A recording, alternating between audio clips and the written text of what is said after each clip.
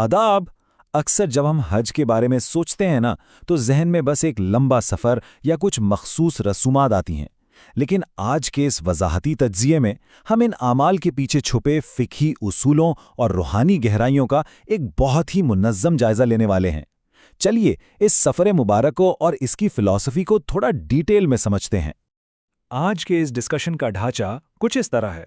सबसे पहले सफ़र की शराइत, फिर बुनियादी अरकान और वाजिबात, नीयत की पाकीज़गी, उसके बाद तस्बीह की ताकत और आखिर में दूसरों के लिए आसानी पैदा करना। तो बिना वक्त ज़ाया किए चलिए शुरू करते हैं। पहला हिस्सा, सफ़र की शराइत। यहाँ हम देखेंगे कि फ़िज़िकली सफ़र का आगाज़ किन मखसूस कैपेबिलिटीज़ पर मबनी है। तो सबसे पहले इस टर्म इस्तिताअ पर गौर करते हैं। असल में इसका मतलब बहुत सिंपल है, यानी सफ़र के वसाइल का होना। सोर्स इस चीज़ को बहुत वाज़े करता है कि इसके लिए सिर्फ दो चीज़ें लाजिम हैं: ज़ादे राह यानी प्रोविजंस और राहला यानी सवारी। दिलचस्प बात यह है कि इसके लिए किसी अजीमोशान बैंक बैलेंस या अमीरी की ज़रूरत नहीं होती, बस आपकी बेसिक ट्रैवल ज़रूरियात पूरी होनी चाहिए। अब अगर बुनियादी शराइत की बात करें तो वो बिल्कुल क्लियर हैं। फ़र्द का मुसलमान, अक़ल, बालिग़ और आज़ाद होने के साथ जिस्मानी और माली इस्तिताअत रखना, ख़वातीन के लिए महरम का होना और इद्दत की मुद्दत से बाहर होना लाजिम है।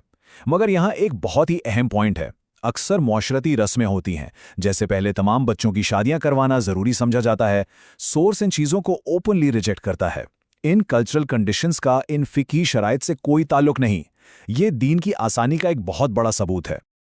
लेकिन यहाँ एक बहुत ही प्रैक्टिकल सवाल पैदा होता है। अगर किसी फ़र्द के पास माली वसाइल तो मुकम्मल हैं, मगर उनकी जिस्मानी सेहत सफ़र की बिल्कुल इजाज़त नहीं देती, तो ऐसी सूरत में हुक्म क्या होगा? इसका जवाब हमें हज बदल या प्रॉक्सी पिलग्रिमेज के कॉन्सेप्ट में मिलता है। सोचिए, ये कॉन्सेप्ट इंसानी मजबूरियों को कितनी खूबसूरती से एड्रेस करता है। अगर कोई शख्स हमेशा के लिए मजबूर या बीमार है, तो उनकी तरफ से कोई और शख्स इस फ़र्ज़ को अदा कर सकता है। हाँ, एक थियोलॉजिकल रूल ज़रूर है कि प्रॉक्सी बनने वाले ने पहले अपना फ़र्ज़ हज मुकम्मल किया हुआ हो। चलिए अब आगे बढ़ते हैं अपने दूसरे हिस्से की तरफ, बुनियादी अरकान और वाजिबात। यहाँ हम एक्चुअल रिचुअल्स को कैटेगराइज करके समझेंगे। यहाँ सबसे पहला तस्वुर आता है मिकात का। ये बेसिकली एक मुकर्रर करदा जोग्राफियाई सरहद है, जहाँ से पिलग्रिम्स के लिए एहराम बांधना और नियत करना लाजिम है। सोर्सेस की हिस्टोरिकल बैकग्राउंड बताती है कि नबी करीम सल्लल्लाहु अलैहि वसल्लम ने मदीना से निकलने के बाद एक मखसूस मकाम ज़ुल्हुलैफ़ा से एहराम की हालत में दाखिल होकर सफ़र का आगाज़ किया था। ये बेसिकली वो बाउंड्री है जो आम दुनिया को इस इबादत के मरकज़ से अलग करती है। अब ज़रा इस कंपैरिजन को देखें, ये बहुत इंटरेस्टिंग है। इन अमली इक़दामात में अरकान और वाजिबात के दरमियान एक बहुत ही बारीक मगर अहम फ़र्क है। अरकान जैसे एहराम, अरफात का क़याम, तवाफ़ और सई, ये वो बेसिक पिलर्स हैं जिनके छूट जाने से हज कंप्लीटली बातिल यानी इनवैलिड तस्वर होता है। दूसरी तरफ वाजिबात हैं, जैसे मिकात से दाखिल होना या मुज़दलिफ़ा में क़याम करना। अगर किसी वजह से इनमें कोताही हो जाए तो हज इनवैलिड तो नहीं होता, बल्कि दम यानी कुर्बानी या कफ़ारा अदा करना पड़ता है। अब आते हैं तीसरे हिस्से पर, नियत की पाकीज़गी। फ़िज़िकल प्रेपरेशंस तो हो गई, लेकिन अब बात करते हैं स्पिरिचुअल रेडीनेस की। सोर्स हेविली एम्फसाइज करती है कि बेहतरीन ज़ादे राह यानी द बेस्ट प्रोविजन तकवा है। हम फिज़िकल सामान तो पैक कर लेते हैं, लेकिन असल अहमियत रूहानी तैयारी की है। ये सफ़र लाजमी तौर पर हलाल आमदनी पर मबनी होना चाहिए। अगर ये किसी कर्ज़ की रकम से किया जा रहा है या सिर्फ समाजी रुतबा और दिखावा मकसूद है, तो इसकी रूह ख़त्म हो जाती है। कबूलियत के लिए एक बिल्कुल खालिस और पाक नीयत का होना एब्सोल्युटली क्रूशल है। और अब चौथा हिस्सा, तस्बीह की ताकत। ये हिस्सा उन लोगों के लिए एक अजीम उम्मीद है जो इन फिजिकली डिमांडिंग सफ़रों पर नहीं जा सकते। ये अल्फाज देखें, सुब्हानल्लाह व बिहम्दिही। सोर्स इसे एक आफाकी यानी यूनिवर्सल जिक्र करार देता है। मतलब सिर्फ इंसान ही नहीं, बल्कि दरख्त, सितारे, आसमान और फरिश्ते, हर मखलूक अपनी नेचर में इस तस्बीह को दोहराती है। ये बिल्कुल एक कॉस्मिक आवाज़ की तरह है, जिसका हिस्सा बनना किसी के लिए भी इंतहाई आसान है। इस नंबर 100 पर गौर करें। विजुअल इम्पैक्ट के साथ साथ इसकी रूहानी ताकत बहुत बड़ी है।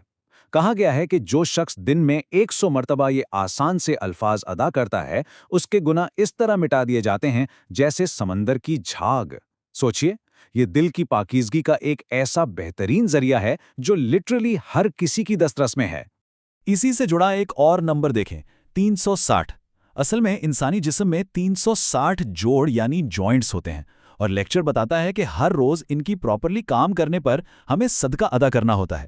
یہ مخصوص تسبیح پڑھنا اس روزانہ صدقے کو پورا کرنے کا ایک آسان طریقہ ہے۔ دیکھا جائے تو یہ بایولوجی اور روحانیت کا ایک بہت ہی امیزنگ کنیکشن بناتا ہے۔ آخر میں ہم اپنے 5ویں اور آخری حصے پر آتے ہیں، دوسروں کے لیے آسانی پیدا کرنا۔